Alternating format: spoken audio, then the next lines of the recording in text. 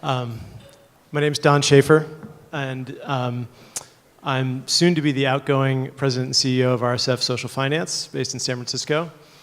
I really want to thank Conda and Jenny for creating the conditions for this whole thing to happen. It's a really special conversation. It's pretty rare, thankfully becoming more rare, or less rare is what I meant. And I want to thank all the speakers too, because you come to something like this and you even if you take 2 or 3 nuggets away that are lasting, I've had about 19 of them so far, just today. That's an amazing thing. So I'm here, I do what I do because I'm in pain, I'm scared. My son Samuel, who's 6.5, a few weeks ago in the bathtub, said, Papa, when's all the fresh water in California going to run out? So I know when I was 6 in New Jersey, growing up, I was not asking questions like that. And so the hopeful side is to think that so many of us are now connecting the dots, including like my son Sam, that we're all going to be motivated, ultra motivated, to do things to change what we have. And so I'm going to share one reflection. It's an exercise of sorts. It's an invitation to an exercise that you all can do, coming out of this conference. And so let me just set it up for you. So I'd urge you, first of all, to read an article a few weeks ago that was on the front page of the Sunday New York Times called How Big Business Got Brazil Hooked on Junk Food. So how big business got Brazil hooked on junk food. It was like September 16th or something of this year. And in that article, it's basically an expose of Nestle Corporation and other big food conglomerates who have basically maxed out their growth here in North America and Europe and are now essentially colonizing South America, Africa, and Asia, getting people hooked on very nutrient-poor processed foods with sugar and salt as the kind of lead elements. And so this article is really about the deplorable sales tactics that they're using in these places to get their products, uptake for their products. And it's devastating. I mean, it may not be surprising to any of us that this happens, but I urge you to read the article anyway, because it's quite devastating, the personal stories and the data. And so I started, a number of speakers so far have touched on, the why, the peeling the onion, of asking why. So what I was frustrated by in the article, or that wasn't in the article, is the question of why is Nestle pursuing, employing these tactics? I mean, their employees, I would have to think, would be horrified by reading this article. So why are they doing it? They're doing it because they have to chase growth relentlessly. Why do they have to chase growth relentlessly? Because their investors and shareholders demand that they do. So that's kind of the key point. So just hold on to that one for a minute. And if they don't achieve growth in their stock price, their share price, investors will dump their stock and buy Unilever instead. That's the way the system works. And so, and if the CEO doesn't achieve growth in a short enough period of time, he or she will be fired. If the board doesn't take part in enough considerable fast growth, they will be replaced. So that's the system that we have. And so the question here, the overriding question is, to what degree are we actively complicit in this? I feel for the woman that was up here earlier that said she didn't feel light and buoyant from yesterday. So this might not be the most light and buoyant part of the day, but it could very well be that lots of us here in this room are considered as social justice activists or regenerative agriculture activists, may very well own Nestle Corporation stock as we speak, as part of your mutual funds for your retirement. And if you don't have those kinds of mutual funds, people around you do. And so that's a question I started asking a while ago. And so at RSF, here's a personal example. 7 years ago, we had 2 years prior to that bought $5 million worth of stock in shares in a mutual fund, a socially responsible mutual fund that at the time was new.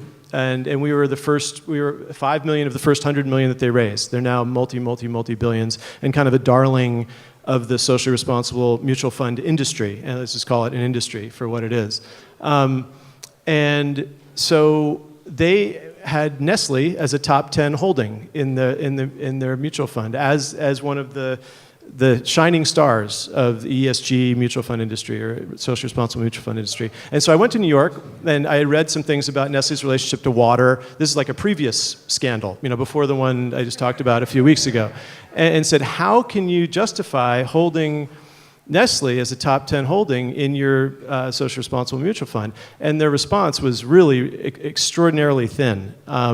And lame and unacceptable. And so we sold our shares 2 months later and have never again owned public stocks in terms of the asset management part of what we do at RSF. And so, and I myself too at that time, in my retirement, relatively small retirement savings that I have also could not feel, coming out of the 2008 crisis, that I could own public stocks anymore.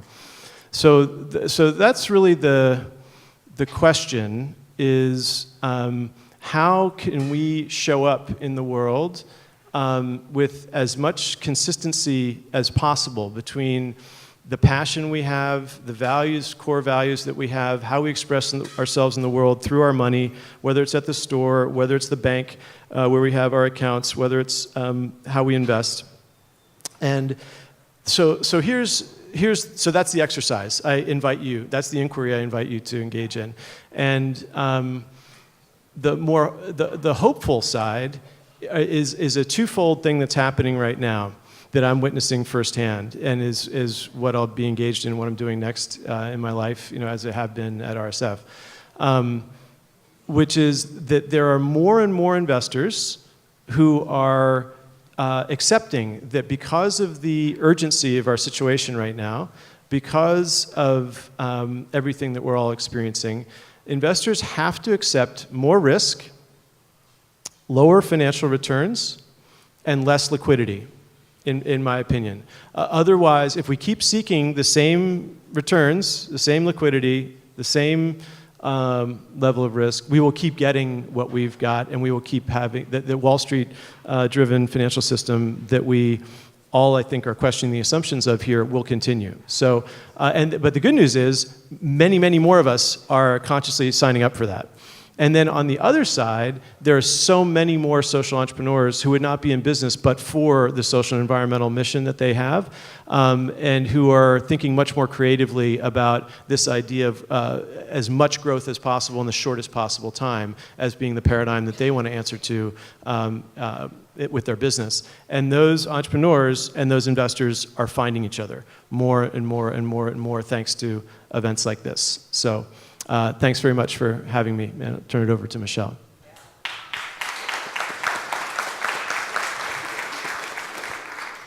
Hi, thank you, Don. I guess I'd like to start by thanking Lama Somo from this morning. That helped me a lot, that exercise. When she had me check in the first time with what I was feeling kind of jittery. I was realizing there's a little bit of fear in what I was feeling. About 40 hours ago, I was up at Mayacamas Ranch Retreat Center, sitting having coffee, watching the gardener who loves the gardens tend the gardens. A beautiful morning, and now that place has been burnt to the ground. And I've been talking to Don a lot, and I'm pretty mad right now about exactly what he said about the steepness of the growth curve is how you measure or how you decide a stock price's value, not just how profitable a company is, but how fast it's growing. And so that infinite growth on a finite planet means we will kill ourselves. We will kill ourselves. Like and I'm tired of it. You know, I'm mad. I'm sad. I'm not going to SoCap this year. I'm tired of it. I'm tired of the ESG conversation and trying to make ourselves feel better and imagining that we're doing something good. And I was on the main stage for the past 3 years. I'm not even going this year. So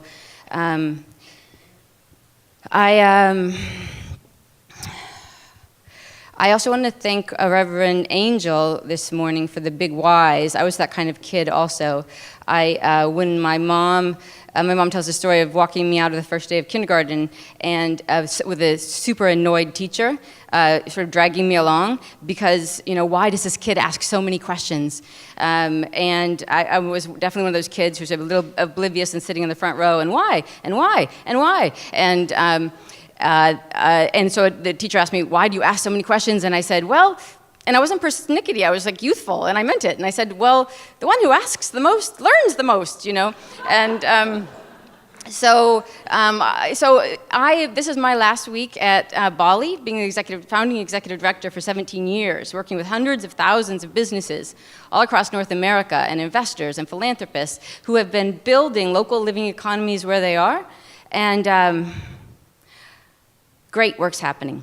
I love Bali. And I could have repeated much of what people have said this morning, the sort of why behind the why behind the why.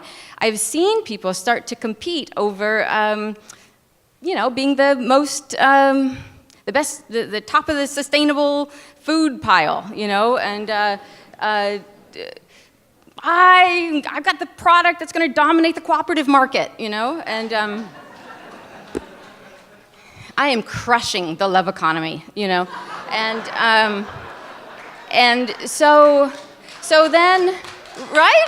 And so right now, I have come to believe Donella Meadows, you know, natural scientist, systems scientist, she did these 12 levers of systems change, sort of famous article around institutional change and legal change and enterprise level change. And she says, though, that the highest lever of systems change is the mindset out of which the system arises.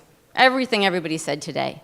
And that we can cultivate that, because we'll build exactly the systems that match that mindset. So presumably we were all given this earth equally. You know, we were all, presumably, we were supposed to be able to be here. You know, I think about that, like an alien would come into our earth and say, well, why don't you just grow potatoes right there? Because there's land there, you know? And that you don't, no, because I don't own it. Okay, who owns it? Well, somebody lives far away and doesn't even know this land, owns it, and they never even look at it, and I can't grow potatoes there. And it's you know, but Evan mentioned this morning this concept that's in a lot of our original religious traditions of the Jubilee year in Islam, Christianity, Judaism, this concept of every 7th year letting the fields lay fallow, not working, cultivating ourselves, learning a new skill, playing guitar, making love, enjoying your friends, doing ritual, and planning for the next 6 years. And during that time, there's still the people who grow food and do emergency medicine and the like, who will work, and they get a different year for Jubilee. But and you may learn to be a farmer that year. But it's really in that year you don't have to pay rent. You have food. And I love that because of the question then, what happens in the 8th year? The 8th year, you're not going to be like, well, we don't care about you now. Last year we let you live, and this year we don't. You know, so what if that was our cycle? And then the 50th year, after 7 7-year cycles, all wealth was supposed to be just put back into flow. From the original, it was all a gift to begin with, and now let's let it flow again. So all land is to be released to the commons. All wealth is to be released to the commons. And just that mindset too. If we knew that we couldn't make it forever into a big pile, how would we live differently? And you know, that's lots of traditions. That's like potlatch society. That's like my friend Jay Badhart Bull, who's a Lakota, told me once that he is culturally how weird it is for him to go and ask for money for his decimated people's economic development. And he said mainly it's because in his culture, you would never bow before the one who's hoarded the most money. Like, that would be psychotic, you know. You would bow before the one who's given it all away, and at the end of your life, you have nothing, and you're the most revered, and you're the most respected, and you're the most held. And Don and I went to Standing Rock this year, and there we heard, look to your own wisdom traditions too, white people. You have earth wisdom in your past as well. And so it didn't take me long to go to my Celtic roots and find the stories of the original gift and how we're meant to be here to continue that flow, that we're supposed to do that. That needs to happen again. People, I think Deborah or maybe Angel this morning talked about, do we believe we're good? And Einstein said that's the most important question. Like, do we believe we're good? Because if we believe we're good, we'll use all our skills and capacities and technologies in that direction. If we believe we're bad, we'll do just the opposite. And as has been named many times this morning, from a wisdom tradition perspective, also the science perspective is now saying we are good. I mean, we don't always act like it, obviously, you know, and we sure can be bad, you know. We sure can be, and we sure are acting that way. But it doesn't make us feel good. So what actually makes for deep well-being in all human beings, regardless of political affiliation, ethnicity, nationality, sex, are the same four things. The Greater Good Science Center has done a lot of research into this. And it is, oh, that slide's not up. I know, well, I can just talk about it. Okay, so I made this little slide, so it's not put onto the tablets out of stone. But like Reverend Deborah said, I too believe that I can make a world where everybody belongs. And so I'm comfortable to make a slide like this that is taking what I understand now to start an inquiry with you all about how do we bring together the wisdom keepers and the wealth holders to build a different kind of economy that works for we, not me. The Greater Good Science Center said the four things that make all of us well are a remembering of our soul gifts, a remembering of who we are, tapping into that, I am more than this, I'm in this world but not of it, that feeling. Also what makes us all well is a connection to each other, community. Also we feel well when we've acted compassionately. All people feel really good when we've been generous. That's a beautiful thing. We do feel better. And then we all feel well when we're in the presence of the great mystery and we feel small before it. When we feel awe, when we feel like I put a tomato seed in the ground and now there's a tomato tree and it's pushing out like big, huge, hot tomatoes and I'm eating them, and how does it even work? And when you're in awe of it, you feel good. And as I looked at those things of the science of wellness, I also could notice that many wisdom traditions have been saying exactly the same things. I mean, I could go around and I'll just give one example. The Buddhist Four Domains of the Heart, up in the top left quadrant there, upekkha, equanimity, is to recognize, to be in this world and not of it. And karuna, to the top right, that is compassion. And down to the bottom right, that mudita, that reverence for the joy over others' life, over the thriving of other life. And then the bottom left, metta, loving kindness, relationships, community. And I find this with many wisdom traditions, and I'm eager to learn more from you all about how what you know lines up with sort of the science of well-being, and that each of these have practices. They have practices that we can do, and we learned one today. And then how this applies to business. Because if I had all day with you, I could tell you so many stories, and we could talk about all the stories that you know about how businesses are acting in each of these four quadrants today. Like, what can you do today? Or how can you invest that lines up with our deeper spiritual soul well-being today? And because I only have 10 minutes here, I can't talk about all of those things. But am I about done? 1 minute, okay, so. Okay, the only other thing I'll tell you then is this. Recently, down in Louisville, Dawn and I were there. We met a farmer who's a biodynamic farmer named Laura, and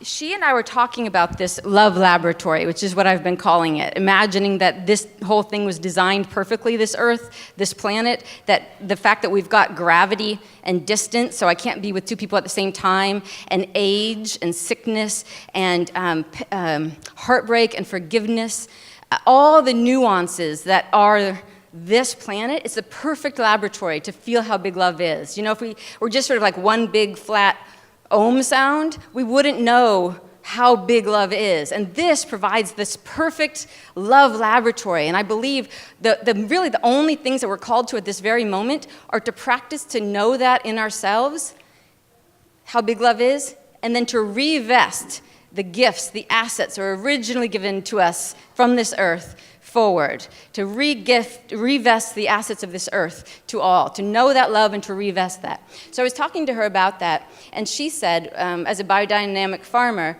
that Rudolf Steiner had a similar kind of concept, that he talked about we started as, collectively, us, I love this, we started as warmth, and we're moving toward total interdependence, whereby I wouldn't be able to hurt you because I would feel it as much as if I hurt me.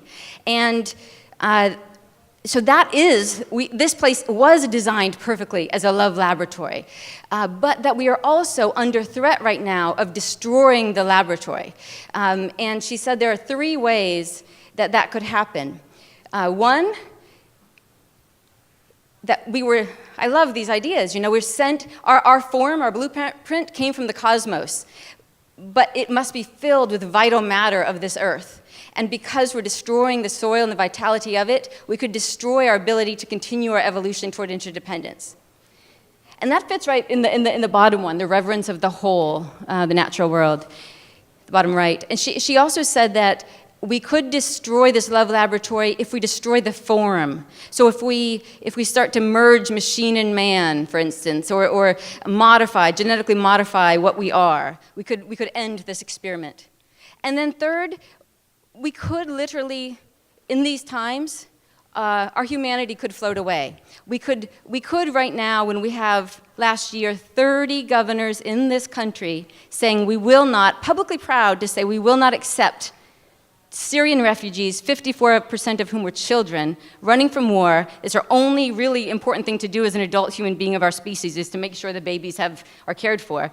That we would not accept children from war, we are in danger of our literal humanity floating away. If we start to carry on this path with the more refugees coming on this planet, putting up walls to each other, we could lose our capacity to be human and this experiment could end. And so the number one, just to close here, the number one most important thing that I feel after all, 20 years of working on new economy issues is that we cultivate that capacity within ourselves to turn toward each other, even in the face of fear and pain and all that's coming, turning toward each other, finding that love within ourselves, and then reinvesting the assets that were original gifts of this earth back for the good of the whole. And so please, I hope you all will join Dawn and me as we move forward, building a tribe of wisdom keepers and wealth holders with this commitment. Thank you. Yeah.